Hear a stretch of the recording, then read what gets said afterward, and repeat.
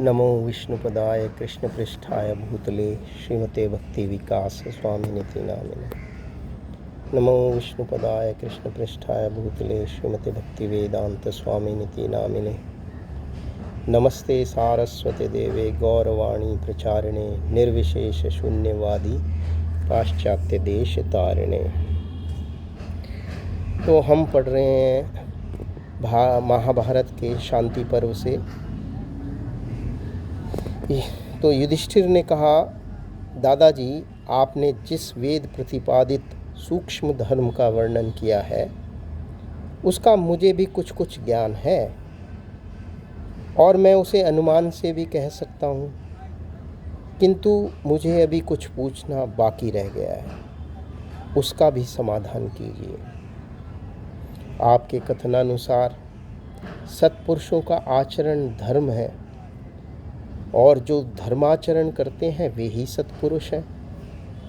ऐसी दशा में अन्योन्याश्रय दोष पड़ने के कारण लक्ष्य और लक्षण का ठीक ठीक से विवेक नहीं हो पाता। फिर सदाचार धर्म का लक्षण कैसे हो सकता है? शास्त्र वेत्ताओं ने धर्म में वेद को ही प्रमाण बताया है, किंतु हमने सुना है कि युग युग में वेदों का ह्रास होता है, अर्थात धर्म के संबंध में जो वेदों का निश्चय है वह प्रत्येक युग में बदलता रहता है। सतयुग के धर्म कुछ और हैं, त्रेता, द्वापर तथा कलयुग के कुछ और। मनुष्य की शक्ति के अनुसार युग धर्मों की व्यवस्था की गई है। जब इस प्रकार वैदिक धर्मों का समय समय पर परिवर्तन होता रहता है तो वेद के वचन को सत्य कहना लोकरंजन के सिवा और क्या है? वेदों से ही स्मृतियाँ निकली हैं और उनका सर्वत्र प्रचार है। यदि संपूर्ण वेद प्रमाणिक हों तभी स्मृतियाँ भी प्रमाणिक हो सकती हैं, किंतु जब अपनी ही अंगभूत स्मृतियों के साथ वेदों का विरोध हो तो उसे प्रमाणभूत शास्त्र कैसे माना जा सकता है? धर्म का स्वरूप हम जाने या ना जाने, दूसरों के बताने पर भी उसे समझ सकें या नहीं, किंतु इतना स्पष्ट रूप से कहा जा सकता है कि धर्म छुरे की धार से भी सूक्ष्म और पर्वत से भी अधिक भारी है। गांवों के पानी पीने के लिए बने हुए पौंसलों का तथा खेतों की क्यारियों में जल पहुंचाने के लिए बनी हुई नालियों का जल जैसे ही शीघ्र सूख जाता है, उसी प्रकार वैदिक और स्मार्त सनातन धर्म धीरे धीरे क्षीण होकर कली के अंत में बिल्कुल दिखाई नहीं देता, क्योंकि उस समय बहुत से दुष्ट भी कामना से, दूसरों के कहने से तथा अन्यान्य कारणों से भी व्यर्थ धर्माचरण का ढोंग किया करते हैं और मूर्ख लोग इसी को धर्म मानते हैं। यही नहीं, वे साधु पुरुषों के सच्चे धर्म को भी प्रलाप बताते हैं और उसका आचरण करने वाले सत्पुरुषों को पागल कहकर उनकी हंसी उड़ाया करते हैं। भीष्म जी ने कहा, युधिष्ठिर, इस विषय में तुलादार वैश्य का जाजाली ऋषि के साथ जो धर्म विषयक संवाद हुआ था उसी प्राचीन इतिहास का उदाहरण दिया जाता है। जाजाली नामक एक ब्राह्मण थे जो सदा वन में रहा करते थे। उन्हें अपने तपोबल से संपूर्ण लोकों को देखने की शक्ति प्राप्त थी। युधिष्ठिर ने पूछा, पितामह, जाजाली ने पूर्व काल में कौन सा दुष्कर तप किया था जिससे उन्हें उत्तम सिद्धि प्राप्त हुई? बेटा, जाजाली मुनि कठोर तपस्या में प्रवृत्त हुए। वे प्रतिदिन प्रातःकाल और संध्या के समय स्नान करके अग्निहोत्र करते तथा वानप्रस्थ के नियमों का पालन करते हुए सदा स्वाध्याय में लगे रहते। वन में रहकर तप करते हुए वे वर्षा के दिनों में आकाश के नीचे सोते, हेमंत ऋतु में पानी के भीतर बैठा करते। इसी तरह गर्मी के महीने में कड़ी धूप और लू का कष्ट सहते, जिस पर सोने में दूसरों को महान कष्ट हो सकता है, ऐसे बिछौनों के ऊपर जमीन पर ही सोया करते। जब आकाश से मूसलाधार वर्षा होती, उस समय अपने मस्तक पर जल की धारा का आघात सहते। इससे उनके सिर के बाल बराबर भीगे रहने के कारण उलझकर जटा के रूप में परिणत हो गए थे। एक बार वे महातपस्वी मुनि निराहार रहकर केवल वायु भक्षण करते हुए काष्ठ की भांति अविचल भाव से खड़े घोर तपस्या में प्रवृत्त हुए। उस समय उन्हें कोई ठूंठ समझकर एक चिड़िया के जोड़े ने उनकी जटाओं में अपने रहने के लिए घोंसला बना लिया। महर्षि बड़े दयालु थे, इसलिए उन्होंने चिड़ियों को तिनकों से घोंसला बनाते देखकर भी उन्हें हटाया नहीं। अब जरा भी वे हिले डुले नहीं। तब दोनों पक्षी विश्वास जम जाने के कारण बड़े सुख से वहाँ रहने लगे। धीरे धीरे 4 महीने बीत गए और शरद ऋतु का आगमन हुआ। उस समय काम से मोहित होकर उन गौरैयों ने परस्पर समागम किया और समय आने पर महिषी के मस्तक पर ही अंडे दे दिए। इस बात को जानकर भी वे तेजस्वी मुनि हिले डुले बिना ही अपने स्थान पर खड़े रहे, क्योंकि उनका मन सदा धर्म में ही लगा रहता था। गौरैयों का जोड़ा भी प्रतिदिन चारा चुगने के लिए इधर उधर जाता, फिर लौटकर बेखटके वहाँ रहता। मुनि के मस्तक पर निवास पाकर वे दोनों बड़े प्रसन्न थे। कुछ दिनों में जब अंडे परिपुष्ट हुए तो उन्हें फोड़कर बच्चे बाहर निकले। फिर भी वे वहीं रहकर बढ़ने लगे। इतने पर भी मुनि अटल भाव से खड़े ही रहे। थोड़े दिनों बाद बच्चों के पर निकल आए। यह जानकर जाजाली को बड़ा हर्ष हुआ। अब वे बच्चे इधर उधर उड़ने भी लगे। दिन में चुगने के लिए चले जाते, शाम को पुनः उसी घोंसले में लौट आते। यह देखकर भी मुनि कभी हिलते डुलते नहीं थे। अब माँ बाप ने उन बच्चों की देख रेख छोड़ दी। वे अकेले ही बाहर आने जाने लगे। दिन को जाते और शाम को पुनः बसेरा लेने के लिए वहीं चले आते। कभी कभी ऐसा होता कि वे चिड़िया के बच्चे 5-5 दिन तक बाहर रहकर छठे दिन अपने घोंसले में आते, किंतु उस समय भी मुनि उन्हें स्थिर भाव से ही खड़े दिखाई देते। एक बार वे पक्षी उड़ने के बाद 1 महीने तक नहीं लौटे, पर जाजाली मुनि ज्यों के त्यों खड़े रहे। तदनंतर जब उनको कुछ भी पता ना चला तो मुनि को बड़ा आश्चर्य हुआ। वे अपने को सिद्ध मानने लगे और इस बात का उन्हें गर्व भी हो गया। फिर नदी के तट पर जाकर उन्होंने स्नान किया और अग्नि में होम करने के पश्चात सूर्य के उदय होने पर उनका उपस्थान किया। अपने मस्तक पर चिड़ियों के पैदा होने और बढ़ने आदि की बातें याद करके वे अपने को महान धर्मात्मा समझने लगे और आकाश की ओर देखकर बोले, मैंने धर्म को प्राप्त कर लिया। इतने में आकाशवाणी हुई, जाजाली, तुम धर्म में तुलाधार की बराबरी नहीं कर सकते। काशीपुरी में तुलाधार नाम के एक महाबुद्धिमान वैश्य रहते हैं जो बहुत बड़े धर्मात्मा हैं, किंतु वे भी ऐसी बात नहीं कह सकते जैसी आज तुमने कही है। आकाशवाणी सुनकर जाजाली को बड़ा अमर्ष हुआ। वे तुलाधार को देखने के लिए वहाँ से चल दिए और बहुत दिनों बाद काशी में आए। वहाँ पहुंचकर उन्होंने तुलाधार को सौदा बेचते हुए देखा। महात्मा तुलाधार भी जाजाली को देखते ही बड़े प्रसन्न हुए।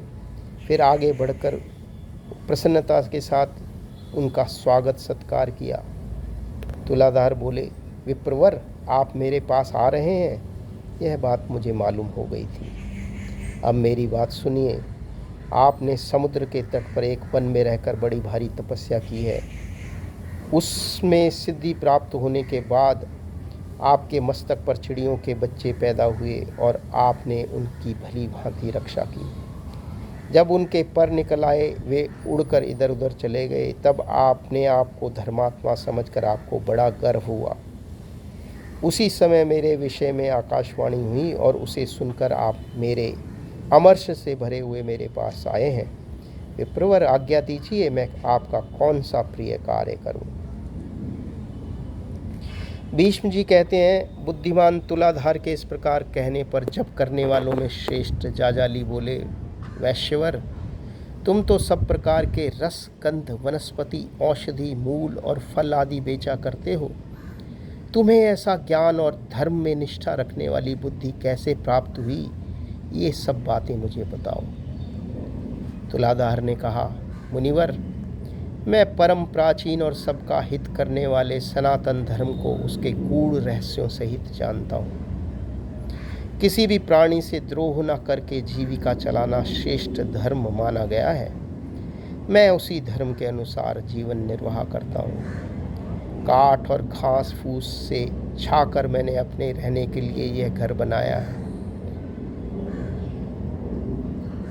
अलक्त, पद्मक, तुंग, काष्ठ, चंदन आदि गंध और भी छोटी छोटी वस्तुओं का विक्रय करता हूँ। मेरे यहाँ तरह तरह के रसों की भी बिक्री होती है। मदिरा नहीं बेची जाती। ये सब चीज़ें मैं दूसरों के यहाँ से खरीद कर बेचता हूँ, स्वयं तैयार नहीं करता। माल बेचने में किसी प्रकार की ठगी या छल कपट से काम नहीं लेता। सब जीवों का सुहृद होता है और मन, वाणी तथा कर्म से सबके हित में लगा रहता है, वही वास्तव में धर्म को जानता है। मैं ना तो किसी से मेल जोल बढ़ाता हूँ, ना विरोध करता हूँ।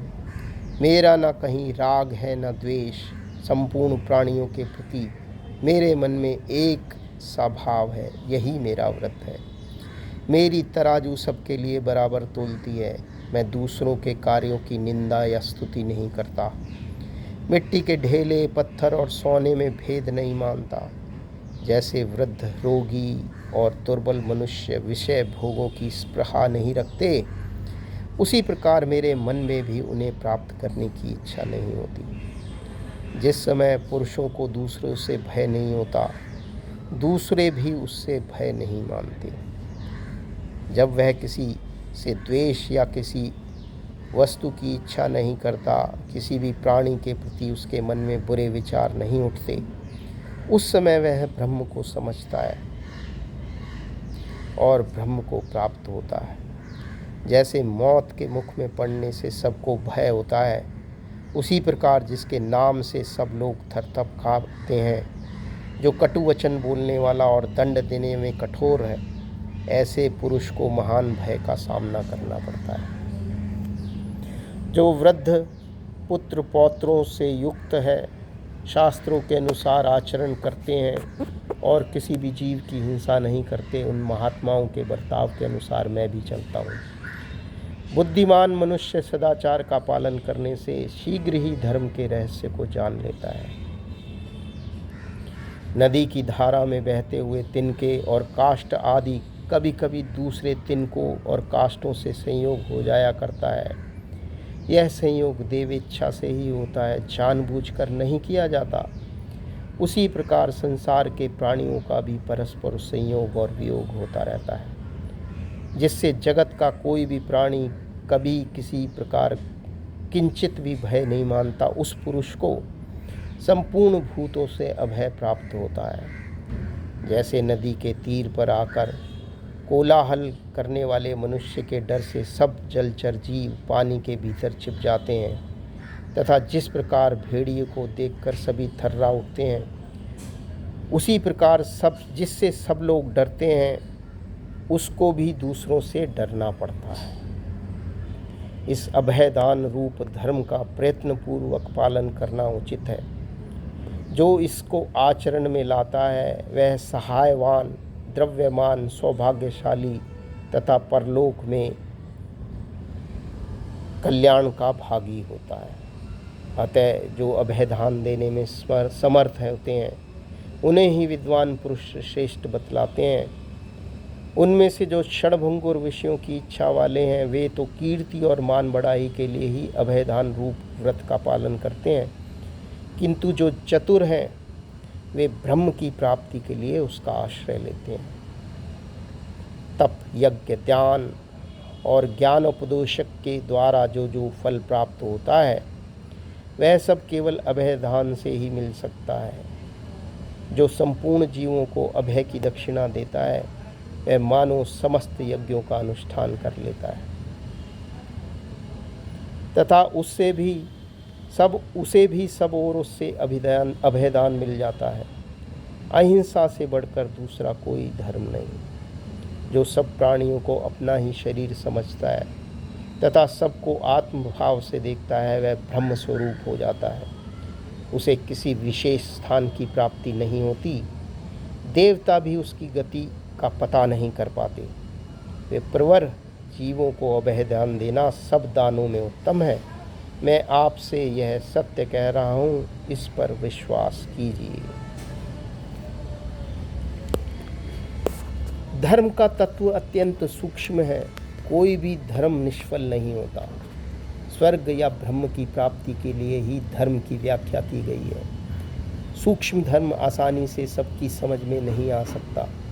जो लोग बैलों को बधिया करते हैं, बांधते हैं, नाचते, मार पीट कर काम कराते हैं और उन पर अधिक बोझ लादते हैं, जो कितने ही जीवों को मारकर खा जाते हैं, मनुष्य होकर मनुष्यों को दास बनाते हैं, उनके परिश्रम का फल आप भोगते हैं।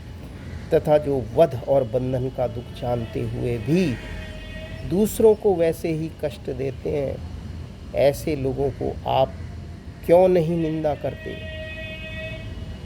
मैं तो अपनी जीविका का ही कार्य कर रहा हूँ। 5 इंद्रियों वाले समस्त प्राणियों में सूर्य, चंद्रमा, वायु, ब्रह्मा, प्राण, यज्ञ और यमराज आदि देवताओं का निवास है। फिर भी उन्हें जीते जी बेचकर जो लोग जीविका चलाते हैं, क्या वे निंदा के पात्र नहीं हैं? बकरा अग्नि, भेड़ वरुण का, घोड़ा सूर्य का और पृथ्वी विराट का रूप है तथा गाय और बछड़े चंद्रमा के स्वरूप हैं। इनको बेचने से कल्याण की प्राप्ति नहीं होती। मैं तो तेल, घी, शहद और औषधियों की बिक्री करता हूँ, इसमें क्या हानि है? बहुत से मनुष्य तो दंश और मच्छरों से रहित देश में पैदा हुए और सुख से पले हुए पशुओं को अब उनकी माताओं से अलग करके ऐसे देशों में ले जाते हैं जहाँ दंश, मच्छर और कीचड़ की अधिकता होती है। वहाँ उन पर भारी बोझ लाद कर उन्हें अनुचित रूप से कष्ट पहुँचाते हैं। उस अवस्था में उन बेचारे पशुओं को बड़ा दुख होता है। मैं तो इसे भ्रूण हत्या से भी बढ़कर पाप समझता हूँ। श्रुति में गौ को अवध्य कहा गया है, फिर कौन उसे मारने का विचार करेगा? जो पुरुष गाय बैलों को मारता है वह महान पाप करता है। इस तरह के अमंगलकारी और भयंकर आचार इस जगत में बहुत से प्रचलित हैं। अमुक बात प्राचीन काल से चली आ रही है, यही सोचकर आप उसकी बुराइयों पर ध्यान नहीं देते। परिणाम पर विचार करके ही किसी भी धर्म को स्वीकार करना चाहिए। लोगों की देखा देखी करना अच्छा नहीं है। अब मैं अपने बर्ताव के संबंध में कुछ निवेदन कर रहा हूँ, उसे सुनिए। जो मुझे मारता है तथा जो मेरी प्रशंसा करता है वे दोनों ही मेरे लिए बराबर हैं। मैं उनमें से किसी को प्रिय तथा अप्रिय नहीं मानता। बुद्धिमान पुरुष ऐसे ही धर्म की प्रशंसा करते हैं, यही युक्ति संगत है। यति भी इसका सेवन करते हैं तथा धर्मात्मा मनुष्य अच्छी तरह विचार कर सदा इसी धर्म का अनुष्ठान किया करते हैं। जाजाली ने कहा, वणिक महोदय, तुम हाथ में तराजू लेकर सौदा तोलते हुए जिस धर्म का उपदेश करते हो उससे तो स्वर्ग का दरवाज़ा ही बंद हो जाएगा तथा प्राणियों की जीविका ही रुक जाएगी। तुम्हें मालूम होना चाहिए कि अन्न और पशुओं से ही मनुष्यों का जीवन निर्वाह होता है। पशुओं द्वारा उत्पन्न किए हुए अन्न से ही यज्ञ, याग आदि कर्म संपन्न होते हैं। तुम्हारी बातें तो नास्तिकों सी हो रही हैं। पशुओं के कष्ट का ख्याल करके यदि कृषि आदि वृत्तियों को त्याग कर दिया जाए तब तो संसार का जीवन ही समाप्त हो जाएगा। तुलाधार ने कहा, ब्राह्मण, दूसरों को कष्ट दिए बिना जिस प्रकार जीवन निर्वाह करना चाहिए वह उपाय मैं बता रहा हूँ। सुनिए, आप मुझे नास्तिक बता रहे हैं पर मैं नास्तिक नहीं हूँ और ना यज्ञ की निंदा ही करता हूँ। यज्ञ उत्तम कर्म है, किंतु उसके स्वरूप को ठीक ठीक जानने वाले लोग दुर्लभ हैं। ब्राह्मणों के लिए जिस यज्ञ का विधान है उसको मैं प्रणाम करता हूँ, तथा उस यज्ञ को जानने वाले ब्राह्मणों के चरणों में भी शीश झुकाता हूँ। खेद है कि इस समय ब्राह्मण लोग अपने यज्ञ का परित्याग करके क्षत्रियोचित यज्ञों के अनुष्ठानों में प्रवृत्त हो रहे हैं। धन कमाने के प्रयत्न में लगे हुए बहुत से लोभी और नास्तिक पुरुषों ने वैदिक वचनों का तात्पर्य न समझकर सत्य से प्रतीत होने वाले मिथ्या यज्ञों का प्रचार कर दिया है। शुभ कर्म के द्वारा जिस भविष्य का संग्रह किया जाता है उसी के होम से देवता प्रसन्न होते हैं। शास्त्रों के कथनानुसार नमस्कार, स्वाध्याय और अन्न रूप भविष्य के द्वारा देवताओं की पूजा हो सकती है। जो लोग कामना के वशीभूत होकर यज्ञ करते हैं, तालाब खुदवाते या बगीचा लगवाते हैं, उनसे उन्हीं की तरह कामना रखने वाली संतानें उत्पन्न होती हैं। लोभी की संतान लोभी और समदर्शी की संतान समान दृष्टि रखने वाली होती है। यजमान और ऋत्विक स्वयं जैसे होते हैं, उनकी प्रजा भी वैसी ही होती है। जिस प्रकार आकाश से निर्मल और जल की वर्षा होती है, उसी प्रकार शुद्ध भाव से किए हुए यज्ञ से योग्य प्रजा की उत्पत्ति होती है।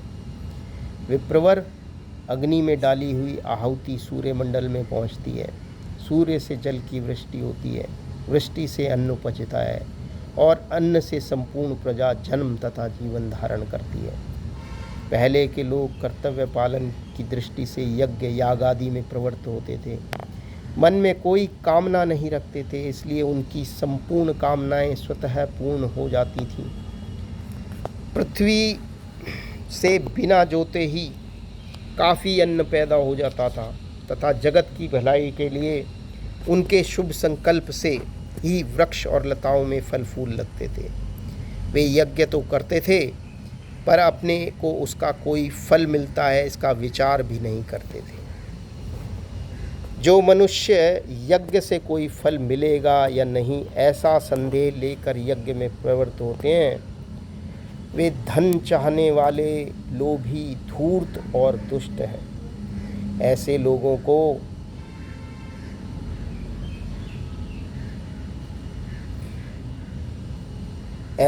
को अपने अशुभ कर्मों के कारण पापियों को मिलने वाले लोकों में जाना पड़ता है।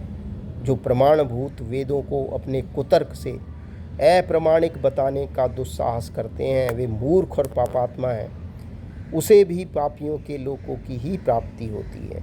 किंतु जो करने योग्य कर्मों को नित्य कर्म समझकर करता है और कभी उसका पालन ना होने पर भयभीत हो जाता है, जिसकी दृष्टि में ऋत्विक, हविष्य, मंत्र और अग्नि आदि सब कुछ ब्रह्म ही है, तथा जो कभी अपने में कर्तापन का अभिमान नहीं करता, वही सच्चा ब्राह्मण है। प्राचीन काल के ब्राह्मण सत्यवादी, इंद्रिय संयमी और परम पुरुषार्थ की प्राप्ति के लिए उत्सुक रहने वाले थे। उनकी धन पाने की प्यास बुझ गई थी। वे त्यागी, ईर्ष्या रहित, देह और आत्मा के तत्व को जानने वाले, आत्मयज्ञ में स्थित तथा प्रणव के जप में तत्पर रहने वाले थे। स्वयं संतुष्ट रहकर दूसरों को भी संतोष देते थे। ब्रह्म सर्वात्मक है, संपूर्ण देवता उसी के स्वरूप हैं। वह ब्रह्मवेता के भीतर स्थित होता है, इसलिए उसके तृप्त होने पर संपूर्ण देवता तृप्त हो जाते हैं। जैसे सब प्रकार के रसों से तृप्त मनुष्य को कुछ भी नहीं भाता, उसी प्रकार जो ज्ञानानंद से परिपूर्ण है उसे सदा तृप्ति बनी रहती है। वह विषय सुखों को प्राप्त करना नहीं चाहता। जिनका धर्म ही आधार है, जो धर्म में ही सुख मानते हैं तथा जिन्होंने संपूर्ण कर्तव्य और अकर्तव्य का निश्चय कर लिया है, वे ज्ञानी पुरुष ही परमात्मा के स्वरूप को ठीक ठीक जान पाते हैं। भवसागर से पार उतरने की इच्छा रखने वाले ज्ञान विज्ञान संपन्न महात्मा लोग अत्यंत पवित्र और पुण्यात्माओं से सेवित ब्रह्मलोक को प्राप्त होते हैं, जहाँ जाकर किसी को शोक नहीं करना पड़ता, जहाँ से गिरने का डर नहीं होता। जहाँ किसी तरह की पीड़ा या व्यथा नहीं होती। वे सात्विक महापुरुष स्वर्ग नहीं चाहते, यश और धन के लिए यज्ञ नहीं करते, सत्पुरुषों के मार्ग का अवलंबन करते हैं। उनके द्वारा अहिंसा प्रदान यज्ञों का अनुष्ठान होता है। वे वनस्पति, अन्न और फल मूल को ही भविष्य मानते हैं। फल की इच्छा रखने वाले लोभी ऋत्विज उनका यज्ञ नहीं कराते। ज्ञानी ब्राह्मण अपने को ही यज्ञ का उपकरण मानकर मानसिक यज्ञ का अनुष्ठान करते हैं। जिन्होंने कर्म का त्याग कर दिया है वे भी लोक संग्रह के लिए मानसिक यज्ञ में प्रवृत्त होते हैं। लोभी ऋत्विज तो ऐसे लोगों को ही यज्ञ कराते हैं जो मोक्ष की इच्छा नहीं रखते। साधु पुरुष अपने धर्म का आचरण करते हुए प्रजा को स्वर्ग की प्राप्ति का उपाय बताते हैं। सत्पुरुषों के बर्ताव के अनुसार मेरी बुद्धि भी सर्वत्र समान भाव ही रखती है। सिद्ध संकल्प ज्ञानी महात्माओं की इच्छा होते ही बैल स्वयं गाड़ी में जुतकर उनकी सवारी ढोने लगते हैं तथा दूध देने वाली गायें सब प्रकार के मनोरथ सिद्ध करती हुई दुग्ध प्रदान करती हैं। जिसके मन में कोई कामना नहीं रहती, जो किसी फल की इच्छा से कर्मों का आरंभ नहीं करता, नमस्कार और स्तुति से अलग रहता है, जिसके कर्म बंधन क्षीण हो गए हैं, उसी पुरुष को देवता लोग ब्राह्मण मानते हैं। जाजाली ने पूछा, वैश्य प्रवर, मैंने आत्मयाजी मुनियों के मानसिक यज्ञ का तत्व कभी नहीं सुना। संभवतः वह समझने में कठिन भी है, क्योंकि पूर्वकालीन महर्षियों ने उसके ऊपर विशेष विचार नहीं किया तथा अर्वाचीन महर्षि भी उसका प्रचार नहीं करते। ऐसी स्थिति में दुर्बोध होने के कारण अविवेकी मनुष्य तो मानसिक यज्ञ का अनुष्ठान कर नहीं सकते। फिर उनकी क्या गति होगी? वे किस कर्म से सुख पा सकते हैं? यही बताओ। मुझे तुम्हारी बातों पर बड़ी श्रद्धा हो रही। तुलादार ने कहा, ब्राह्मण, जिन दंभी पुरुषों के यज्ञ अश्रद्धा आदि दोषों के कारण यज्ञ कहलाने योग्य नहीं रहते, उन्हें ना तो मानसिक यज्ञ करने का अधिकार है, न क्रिया रूप यज्ञ। श्रद्धालु पुरुष तो घी, दूध, दही और पूर्णाहुति से ही अपना यज्ञ पूर्ण करते हैं। श्रद्धालुओं में जो असमर्थ हैं उनका यज्ञ गाय अपनी पूंछों के बलों से, सींगों से और पैरों की धूलियों से ही पूर्ण कर देती हैं। जो इस प्रकार केवल घी, दूध आदि का उपयोग करके अहिंसा प्रधान यज्ञ का आरंभ करता है, वह यजमान पत्नी के अभाव में मानसिक भावना द्वारा ही उसकी कल्पना कर लेता है, अर्थात श्रद्धा को ही पत्नी मान लेता है और इष्ट देवता का यजन करके यज्ञ स्वरूप भगवान विष्णु को प्राप्त हो जाता है। विप्रवर, यह आत्मा ही प्रधान तीर्थ है। आप तीर्थ सेवन के लिए देश देश में मत भटकिए। जो मेरे बताए हुए अहिंसा प्रदान धर्मों का आचरण करता है उसे उत्तम लोकों की प्राप्ति होती है। ब्राह्मण, मैंने धर्म का जो स्वरूप सामने रखा है उसका पालन सज्जन करते हैं या दुर्जन, इस बात की जांच कर लीजिए, तब आपको इसकी यथार्थता का ज्ञान हो जाएगा। देखिए, ये जो बहुत से पक्षी आकाश में उड़ रहे हैं सब आपके मस्तक से उत्पन्न हुए हैं। इस समय अपने हाथ पैर समेटकर घोंसलों में प्रवेश करने के लिए दौड़े जाते हैं। आपने इन्हें पुत्रों की भांति पाला है और ये भी आपका पिता के समान आदर करते हैं। निसंदेह आप इनके पिता के ही तुल्य हैं, अतः इन्हें बुलाइए और इन्हीं के मुख से अहिंसा प्रधान धर्म की महिमा सुनिए। भीष्म जी कहते हैं, तुलाधार की बात सुनकर जाजाली ने उन पक्षियों को बुलाया। तब वे आकर धर्म का उपदेश करने के लिए मनुष्य की भांति स्पष्ट वाणी में बोलने लगे। ब्राह्मण, हिंसा और उसकी भावना से रहित होकर जो कर्म किए जाते हैं वे इस लोक और परलोक में भी कल्याणकारी होते हैं। हिंसा श्रद्धा का नाश करती है। नष्ट हुई श्रद्धा हिंसक मनुष्यों का सर्वनाश कर डालती है। जो लाभ हानि में समान भाव रखते हैं, श्रद्धालु, संयमी और शांत चित्त हैं तथा कर्तव्य समझकर यज्ञ का अनुष्ठान करते हैं, उन्हीं का यज्ञ सफल होता है। श्रद्धा सबकी रक्षा करती है। उसके प्रभाव से विशुद्ध जन्म प्राप्त होता है। ध्यान और जप से भी श्रद्धा का महत्व अधिक है। यदि कर्म में वाणी के दोष से श्री मंत्र का ठीक उच्चारण ना हो सके और मन की चंचलता के कारण इष्ट देव के ध्यान में विक्षेप आ जाए, तो भी यदि श्रद्धा हो तो वह उस दोष को दूर कर देती है। किंतु श्रद्धा के ना रहने पर केवल मंत्रोच्चारण और ध्यान से ही कर्म की पूर्ति नहीं होती। श्रद्धाहीन कर्म व्यर्थ हो जाते हैं। इस विषय में प्राचीन वृत्तांतों को जानने वाले लोग ब्रह्मा जी की कही हुई गाथा सुनाते हैं, जो इस प्रकार है। पहले देवता लोग श्रद्धाहीन पवित्र और पवित्रताहीन श्रद्धालु के द्रव्य को एक सा ही समझते थे। इस प्रकार वे कृपण वेदवेत्ता और महाधानी सूदखोर के अन्न में भी कोई अंतर नहीं मानते थे। एक बार यज्ञ में उसके इस बर्ताव को देखकर प्रजापति ब्रह्मा ने कहा, देवताओं, तुम्हारा यह विचार ठीक नहीं। वास्तव में उदार का अन्न उसकी श्रद्धा के कारण पवित्र होता है और कंजूस का अश्रद्धा से दूषित। अतः श्रद्धाहीन पवित्र की अपेक्षा पवित्रताहीन श्रद्धालु का ही अन्न ग्रहण करने योग्य है। इसी प्रकार वेदवेत्ता और सूदखोरों में से वेदवेत्ता का ही अन्न श्रद्धापूत एवं ग्राह्य है। सारांश यह है कि उदार का ही अन्न भोजन करना चाहिए, कृपण एवं सूदखोर का नहीं। जिसमें श्रद्धा नहीं है वह देव यज्ञ का अधिकारी नहीं। धर्मज्ञों ने उन्हीं के अन्न को अग्राह्य बताया है।